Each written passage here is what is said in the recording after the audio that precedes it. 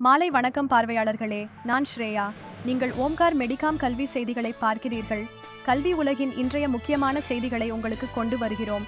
எங்கள் முக்கிய செய்தியில் நீட் தேர்விலிருந்து விலக்கு பெற வேண்டும் என்ற தமிழ்நாட்டின் நீண்டகால கோரிக்கை பெரிய பின்னடைவை சந்தித்துள்ளது. தமிழ்நாடு மாநில அரசின் மசோதாவை குடியரசுத் தலைவர் திரௌபதி முர்மு அதிகாரப்பூர்வமாக நிராகரித்துள்ளார். இது மாநிலத்தை நீட் அமைப்பிலிருந்து விலக்க முயன்றது மற்றும் +2 தேர்வு மதிப்பெண்களை அடிப்படையாகக் கொண்டு மருத்துவக் கல்லூரிகளில் சேர்க்கை வழங்க அனுமதிக்க வேண்டும். இந்த அறிவிப்பை முதல்வர் மு.க. ஸ்டாலின் இன்று தமிழ்நாடு சட்டசபையில் வெளியிட்டார். 2021 முதன்முதலாக நிறைவேற்றப்பட்டு 2022 மீண்டும் நிறைவேற்றப்பட்ட மசோதா அப்போதிருந்து ஒன்றிய அரசின் ஒப்புதலுக்காக நிலுவையில் இருந்தது. கடந்த ஆண்டு சட்டசபை கூட மத்திய அரசை நீட் தேர்வை ரத்து செய்யுமாறு வலியுறுத்தி ஒருமனதாக தீர்மானம் நிறைவேற்றியது மற்றும் மாநிலங்களுக்கு பள்ளிநிலை மதிப்பீடுகளை அடிப்படையாக கொண்டு சேர்க்கைகளை நடத்த சுயாட்சி வழங்க வேண்டும். மறுப்புக்கு எதிராக பிரதிபலித்து முதல்வர் ஸ்டாலின் கடும் அதிருப்தியை வெளிப்படுத்தி இதை மாநிலத்திற்கு அவமானமாக கூறி இந்திய கூட்டாட்சி வரலாற்றில் கருப்பு காலமாக விவரித்தார்.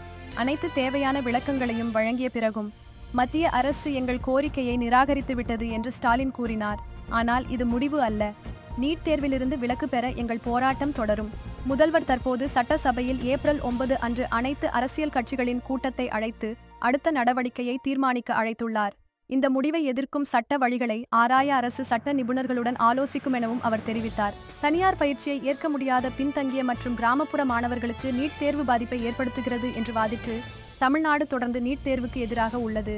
12ஆம் வகுப்பு மதிப்பெண்களை சேர்க்கை அளவுகோலாக பயன்படுத்துவது சமூக நீதி மற்றும் சம வாய்ப்பை உறுதி செய்யும் என்று அரசு நிலை பெற்றுள்ளது. மாணவர் தற்கொலைகள், மன அழுத்தம் மற்றும் தேர்வு கேள்வித்தாள்கள் கசிவு குறித்த புகார்களுடன் நீட் முறைமையை சமீப ஆண்டுகளில் நாடு முழுவதும் கடுமையாக விமர்சித்துள்ளனர். கடந்த ஆண்டு நீட் யுஜி தேர்வின் கேள்வித்தாள் கசிந்துவிட்டதாக கூறிய பின் மீண்டும் தேர்வு நடத்த வேண்டும் என்ற கோரிக்கையுடன் உச்சநீதிமன்றத்தில் மனுக்கள் விசாரிக்கப்பட்டன. தேர்வு தொடங்குவதற்கு 45 நிமிடங்களுக்கு முன்பு. ஆனால் தேர்வின் புனிதத்தன்மை குலைக்கப்படவில்லை என்று கூறி நீதிமன்றம் மனுக்களை தள்ளுபடி செய்தது.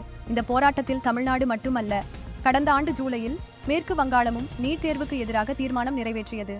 கல்வி அமைச்சர் பிராட்டியா பாசு ஆளும் திரிணமூல் காங்கிரஸ் ஒருபோதும் அகில இந்திய மருத்துவ நுழைவுத் தேர்வு முறையை ஆதரிக்கவில்லை என்று மீண்டும் கூறினார். இதேவேளை காங்கிரசின் ராகுல் காந்தி மற்றும் பீகாரில் RJDயின் தேஜஸ்வி யாதவ் உள்ளிட்ட முக்கிய எதிர்க்கட்சி தலைவர்கள் நீட் தேர்வை பொதுவெளியில் விமர்சித்து மாற்றங்கள் மற்றும் மாணவர் நட்பு மாற்று வழிகளை கோரியுள்ளனர். நீட் தேர்வை சுற்றியுள்ள அரசியல் மற்றும் சமூக விவாதம் சூடுபிடிக்க தொடங்கியுள்ள நிலையில் தமிழ்நாட்டின் அடுத்த நடவடிக்கைகள் மீது அனைவரின் கவனமும் உள்ளது. இது ஒரு வளர்ந்து வரும் செய்தி. மேலும் புதிய தகவல்கள் கிடைக்கும் போது நாங்கள் உங்களுக்கு சரிபார்க்கப்பட்ட புதுப்பிப்புகளை வழங்குவோம். ஓம்கார் மெடிகாம் கல்வி செய்திகளுடன் இணைந்திருங்கள். மருத்துவக் கல்வி, மாணவர் நலன் மற்றும் கல்வி மாற்றங்கள் பற்றிய சமீபத்திய புதுப்பிப்புகளுக்கு பார்த்ததற்கு நன்றி. இப்போது விடைபெறுகிறேன். ஸ்ரேயா.